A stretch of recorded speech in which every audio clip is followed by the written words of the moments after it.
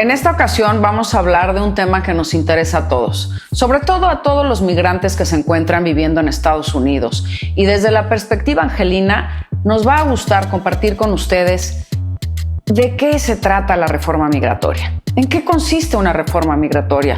¿Cómo va a beneficiar a todos aquellos que no han regularizado su situación en este país?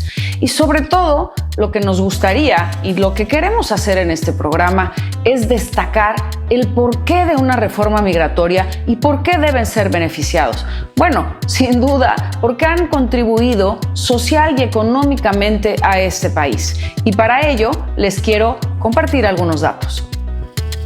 El Producto Interno Bruto Latino de Estados Unidos fue de 2.6 mil millones de dólares en 2018 y el de más rápido crecimiento entre los 10 más grandes de todo el mundo. Esta es una cifra contundente. Además, los latinos son un grupo empresarial y laboral. Este es un dato que hay que tener presente. Las empresas propiedad de latinos generaron 470 mil millones en ingresos y emplearon a más de 3.2 millones de personas en 2016. Los negocios de propiedad de latinos crecieron 31.6%. Y podría continuar con cifras y más cifras que revelan su contribución, pero la idea fundamental es que los Estados Unidos trabajan porque los latinos trabajan. A continuación vamos a poder aprender de Alma Rosa Nieto, una experta en materia migratoria, que nos explicará los alcances de una posible reforma, y lo mismo vamos a conocer de propia voz de migrantes aquí en Estados Unidos, cuáles son los retos a los que se enfrentaron para poder regularizarse en este país.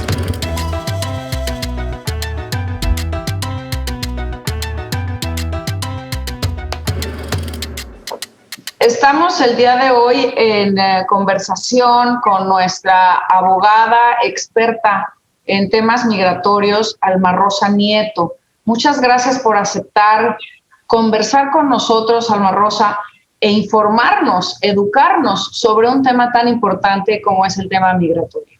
Mi deber y un placer, embajadora Senorio, estar aquí con ustedes, y vamos a intentar esclarecer muchas dudas y poder darles una guía también. Quiero hacer una pregunta muy sencilla para que podamos entender de qué estamos hablando el día de hoy. ¿Qué es una reforma migratoria?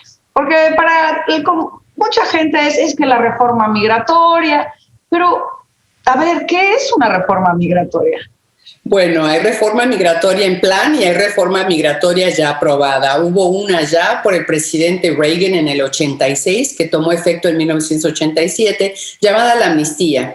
Y fue un plan, lo pasó el Congreso, lo firmó el presidente Reagan y resultó en residencia para más de 3 millones de indocumentados de todas partes del mundo, no solo de México. Desde entonces no ha habido otra reforma migratoria que entregue una residencia permanente donde un individuo pueda vivir dentro de Estados Unidos, trabajar y entrar y salir libremente. Ese es el plan ahora del presidente Biden.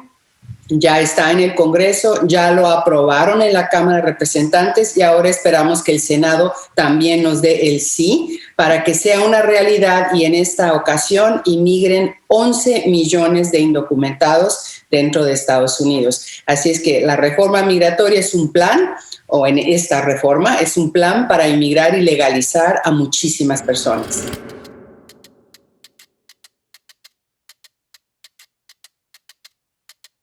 De que, pues, obvio, este país está creado por el sudor, la sangre de todos los inmigrantes que han ha hecho este país sobresalir. Durante esta pandemia global, los inmigrantes en los Estados Unidos siguen siendo los quienes cosechan y los quienes dan ese alimento para que todo el mundo pueda comer, pero sigue siendo las personas quienes tristemente, lamentablemente, todavía no se les han dado ese derecho de humano para poder sobresalir.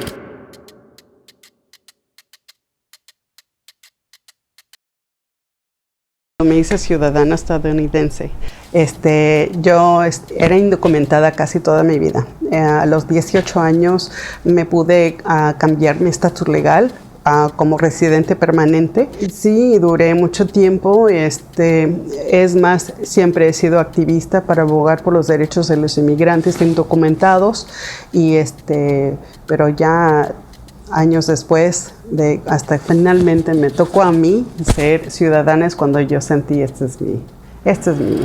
¿Y en qué consiste una reforma migratoria? Y aquí me gustaría que nos dieras la distinción entre, por ejemplo, los llamados DACA, de los niños que vinieron en la infancia y que por una orden ejecutiva de un presidente se les dieron ciertas condiciones para poder trabajar y permanecer en este país, pero que no fue la residencia que tú estabas mencionando hace un rato.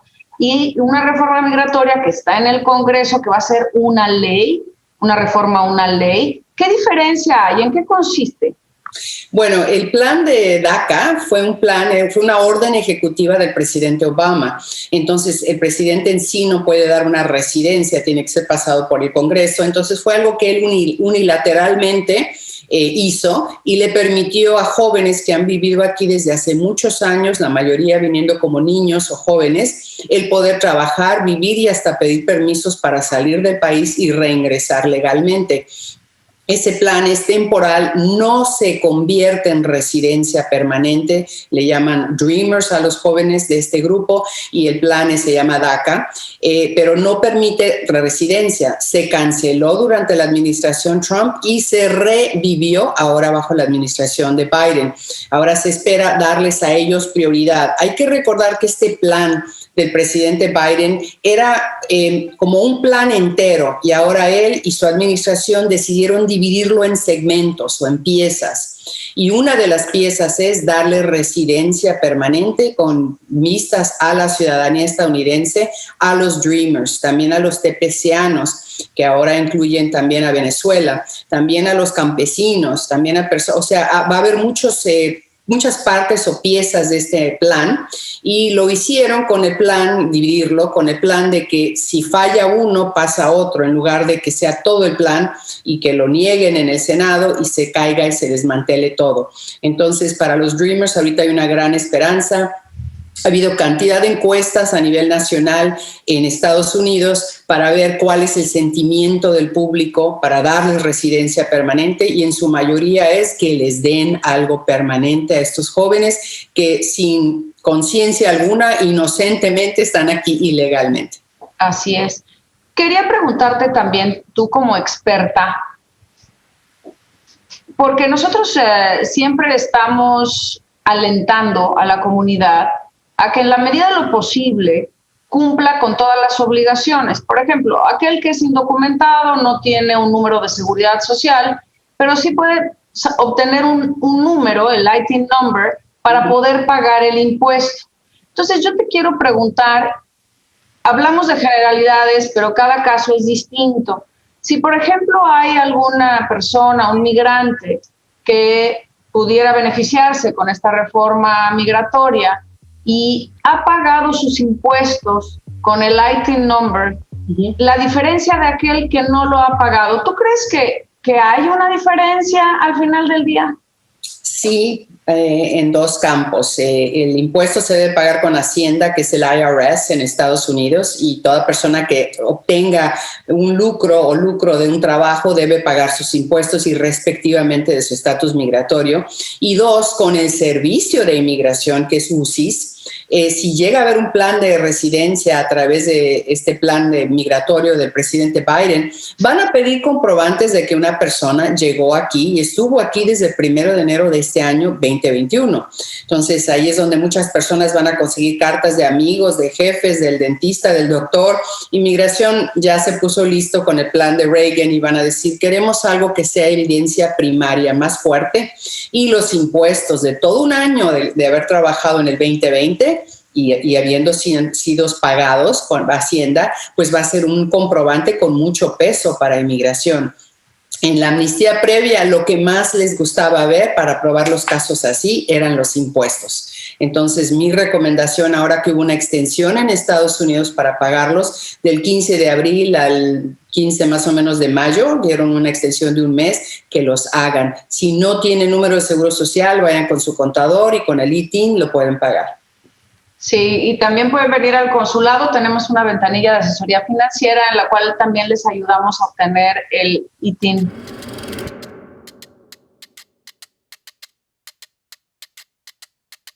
Algo de lo que me siento orgullosa es que soy una mujer inmigrante, una mujer transgénero que ha encontrado una manera de ser productiva en este país y de no solo poder ayudar a mi familia, pero poder ayudar a mi comunidad.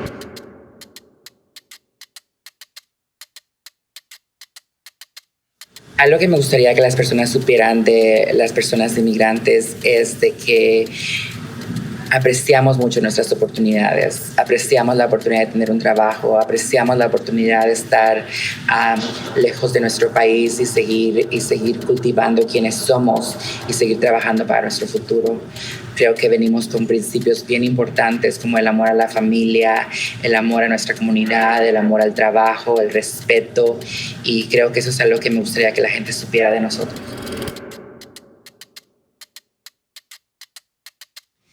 Lo que espero del futuro es que como inmigrantes nos unamos, que nos escuchemos, que nos valoremos, que nos veamos a los ojos y que aprendamos de nuestros errores y de los errores de nuestros dirigentes y de nuestras personas que están a cargo del país.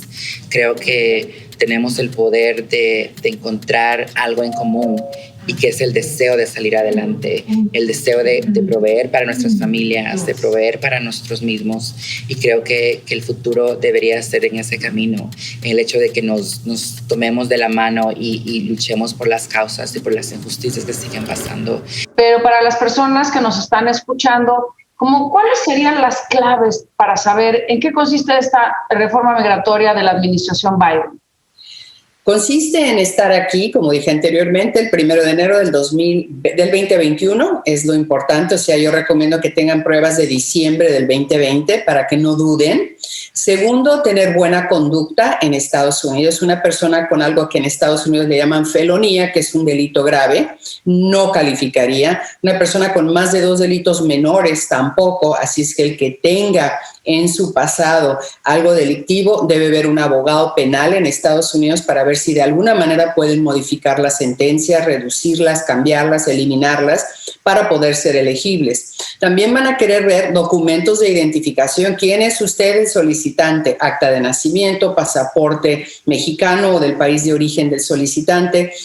Entonces, pruebas de identidad, pruebas de que está aquí cuando lo pidió el gobierno, y les van a hacer huellas dactilares para ver su pasado delictivo y ver que no sean inelegibles. Entonces, los requisitos son muy básicos. Es realmente para toda persona que se ha portado bien y que está en Estados Unidos desde esa fecha.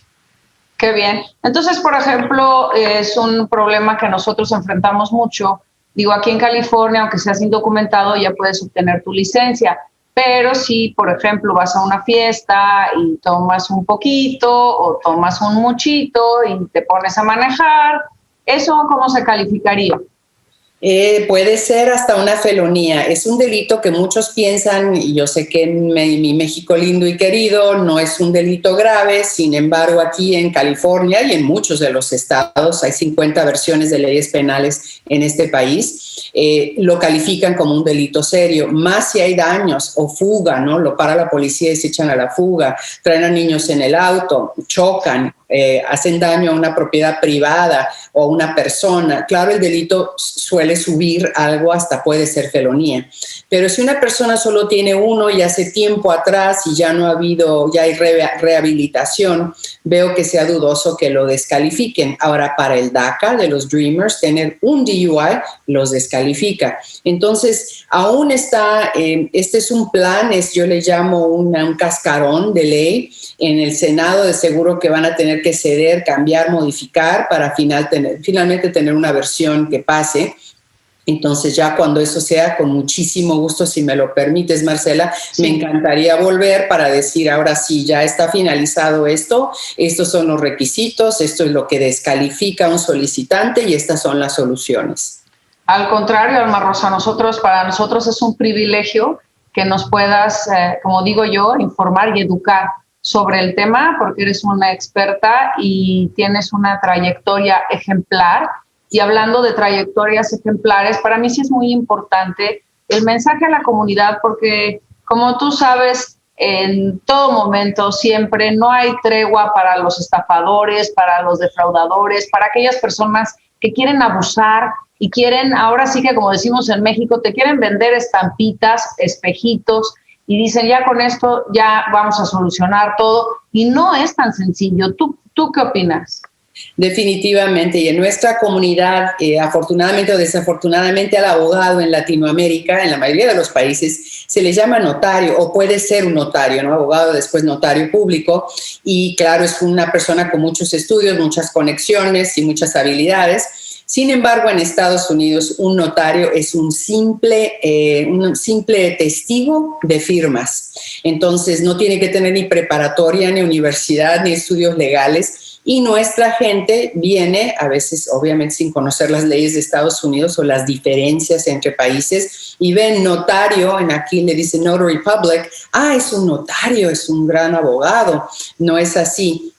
Hay buenos y hay malos, pero desafortunadamente ha habido muchos errores cometidos por los notarios públicos porque no son abogados, no conocen la ley. Y el simple llenado de un formulario a veces parece que lo puede llenar hasta un niño, pero cada pregunta que le hace UCIS en una solicitud de inmigración de cualquier tipo tiene doble sentido. No es solo pedir su nombre y su fecha de nacimiento, quieren saber mucho más allá, entonces hay que saber contestarlo. Entonces, precaución, notarios públicos, si quieren que verifiquen que su firma es real, vayan con un notario en un banco, pero no para llenar documentos de inmigración. Y si alguien ahora ya le está diciendo que esto se va a llenar, que va a haber millones de personas solicitando, que de una vez se apunten, que den un depósito, que firmen un contrato para tenerlos ya en la mira, en lista de espera por si pasa, eso es ilegal y no ético en este país, porque ¿cómo se va a pedir un contrato para algo que no existe? Claro. Entonces, alguien que les diga eso, ven, yo te ayudo, ponte en fila,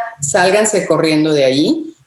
Lo que sí deben hacer es empezar a recopilar la documentación, ir a sacar su pasaporte mexicano, tenerlo al día con una extensión larga, no de un año, sino de más. Por si llega a ser esto realidad, usted ya tiene los documentos básicos, su acta de nacimiento, de matrimonio, de divorcio, acta de nacimiento de sus hijos. Todo eso toma tiempo, entonces no esperen a que esto sea realidad, empiecen a hacerlo ahora y ya cuando sea realidad, asesórense de personas que tengan reputación, que conozcan su familia, que se vean competentes, que tengan las credenciales necesarias. Y lo que siempre le digo a mi gente, usted es el consumidor y también es el capitán del caso. Pidan credenciales del abogado, no tengan pena. ¿Usted a qué facultad de Derecho fue? ¿Es abogado en California o en el estado donde van? ¿Cuántos años tiene ejerciendo? Es su vida, es su futuro y el de su familia, así es que exijan saber que la persona con la que están tratando realmente sabe lo que está haciendo. Por supuesto, por supuesto. Y en ese sentido, pues yo también los convoco a que vengan al consulado, a que les podamos ayudar para obtener toda esa documentación.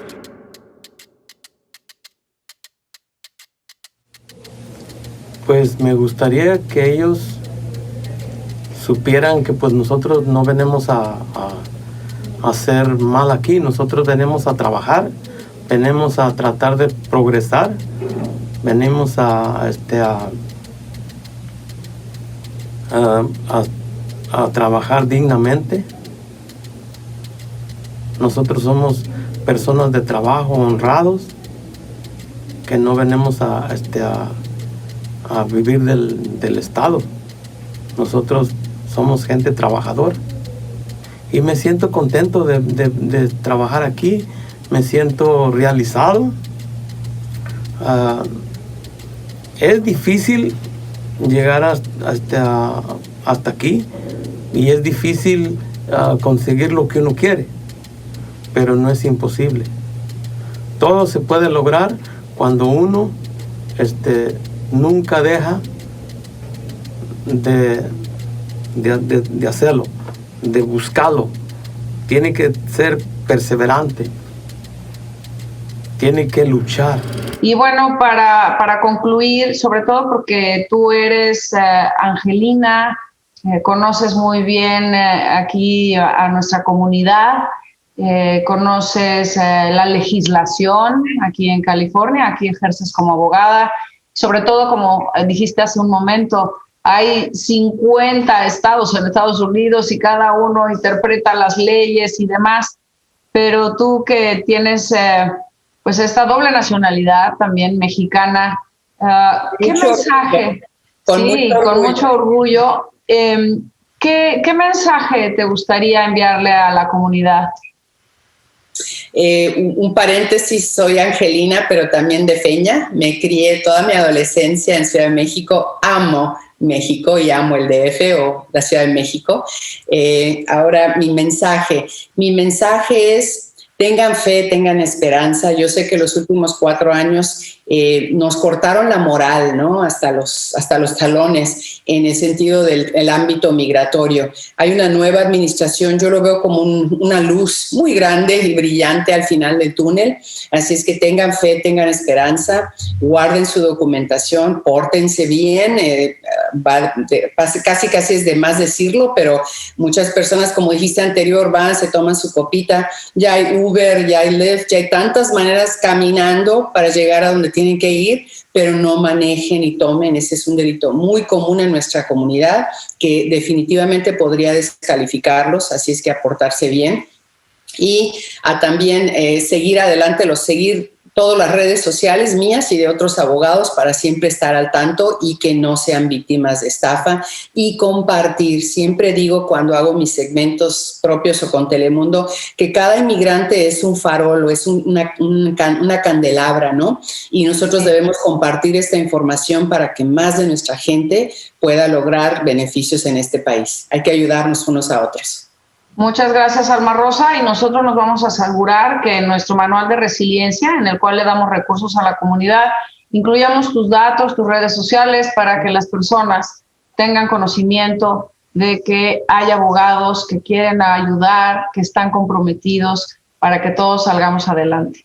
Muchísimas gracias, Marcela. Gracias por este espacio, este tiempo, tu confianza, y me encantó estar aquí. Y cuando me necesiten, cuando haya algo, noticia caliente de última hora y quieran saber un poco más de ella, cuenten conmigo. Mi afán, mi meta es de educar y de difundir información de Estados Unidos en el tema migratorio.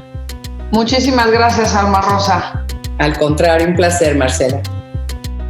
Después de haber escuchado a todas estas voces, a nuestra experta en el tema de migración, a todos aquellos que ya experimentaron un proceso para poder regularizarse en este país y obtener su residencia y ciudadanía, pues queda claro que la reforma migratoria es esencial, es necesaria, porque los mexicanos estamos presentes en este país, porque los mexicanos contribuimos. Así que, reforma migratoria, venga.